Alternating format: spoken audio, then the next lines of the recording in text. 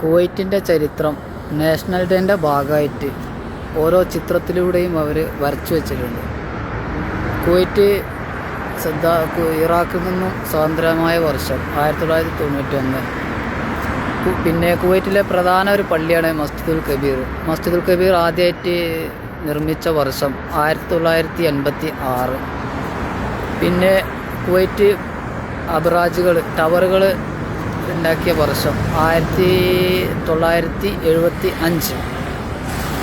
കുവൈറ്റിലെ ആദ്യത്തെ കോളേജ് ഉണ്ടാക്കിയ വർഷം 1966. പിന്നെ ടെലിവിഷൻ സ്റ്റാർട്ട് ചെയ്ത വർഷം 1961. പിന്നെ ഇവിടുത്തെ ഫ്ലാഗ് നിർമ്മിച്ച വർഷം 1961.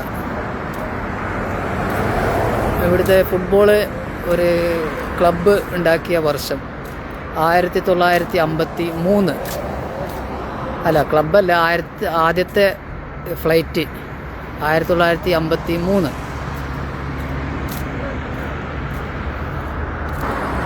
അതുപോലെ കുവൈറ്റിൽ ആദ്യമായി എണ്ണ കണ്ടെത്തിയ വർഷം 1946.